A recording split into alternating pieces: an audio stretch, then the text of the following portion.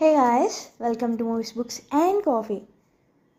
ముందుగా ఒక మాట, నాకు తెలుగు మీద పట్టు ఏదో కొంచెం అండి.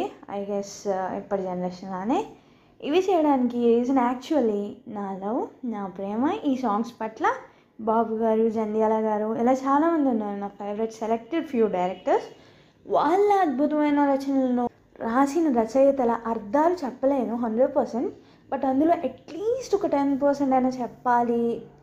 డిక్షనరీ హెల్ప్తోనే. సో ఇది నేను ప్రేమించే సాంగ్స్ గురించి చెప్పాలని ఏదో ఒకటి వాటి గొప్పతనంలో చిటికడైనా ఏమైనా తప్పులు ఉంటే క్షమించండి. మీకు ఇంకా బాగా డీప్గా అనాలిసిస్ చేసి అర్థాలు తెలిస్తే చెప్పండి, నేర్చుకుంటాను. Thank you.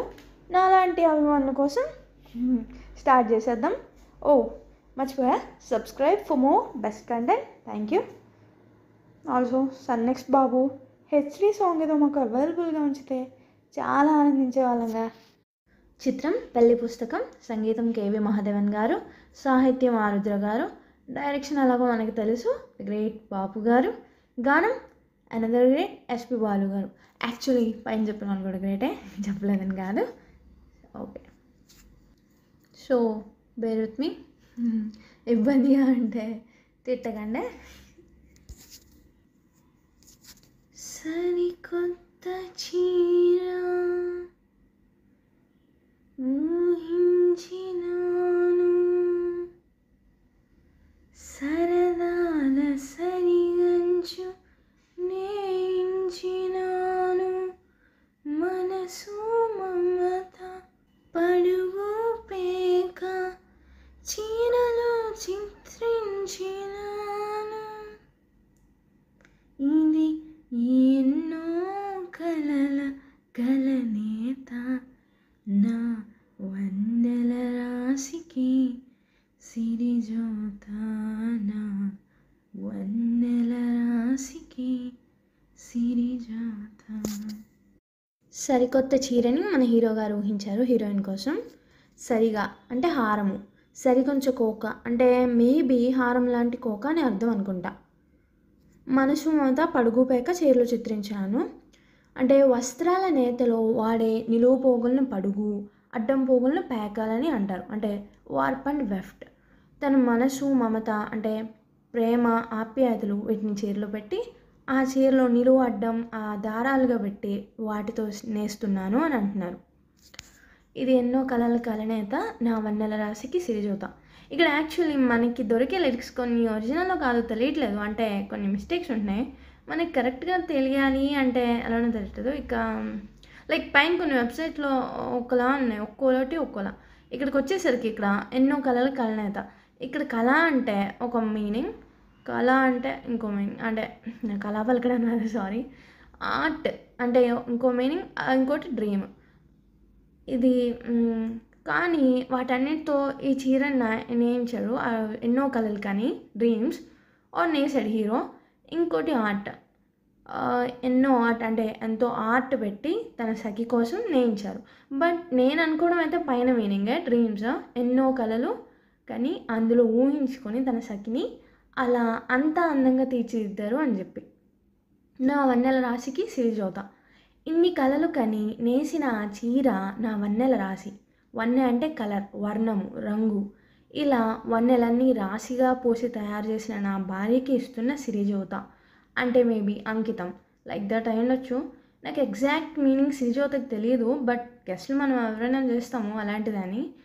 ఇన్స్టాగ్రామ్లో స్వరలహరి అని టాలెంటెడ్ అకౌంట్ ఒకటి ఉన్నారు, వారిని అడిగితే జ్యోత అంటే నమస్కారములు, సో తన అందానికి చేసే సెల్యూట్ అనుకోవచ్చు అని అన్నారు.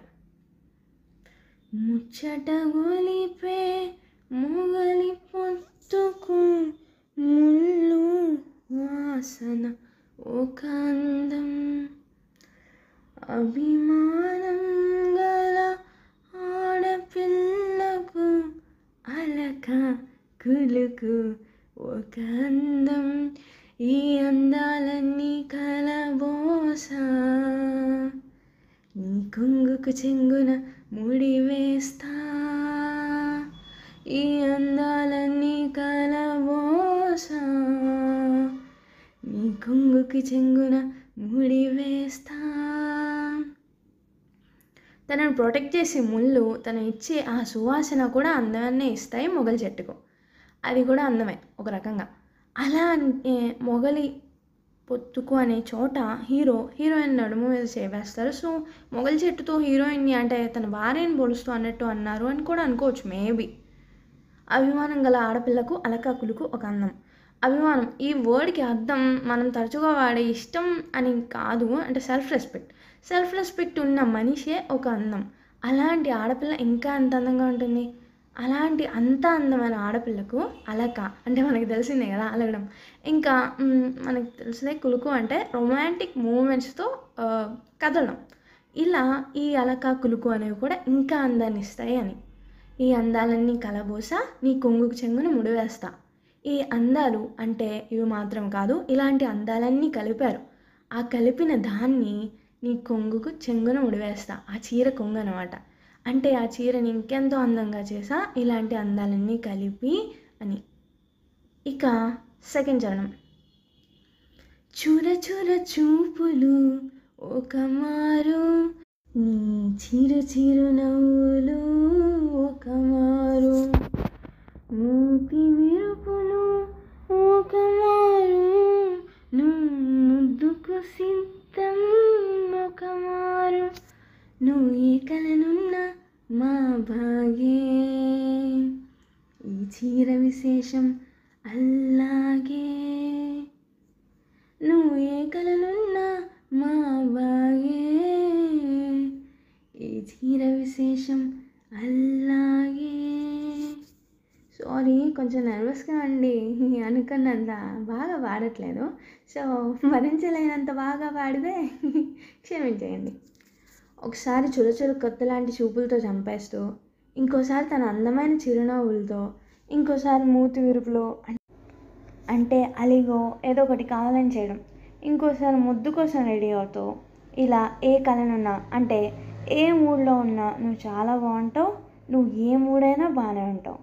ఈ చీర ప్రత్యేకత కూడా అంతే. ఎలా ఉన్నా, ఎటు నుండి చూసినా, ఎలా కట్టుకున్నా, ఏ మూడ్లో ఉండి కట్టుకున్నా అంతే బాగుంటుంది అని చెప్పాయి కదా. చాలా యాక్చువల్లీ ఇయర్స్ తర్వాత పాడా అనమాట. సో క్షమించండి. హోప్ మోస్ట్లీ మ్యాచ్ అవుతూ చెప్పాను మీనింగ్స్. ఫర్ ఇలాంటి more videos subscribe and follow. Thank you. Signing off.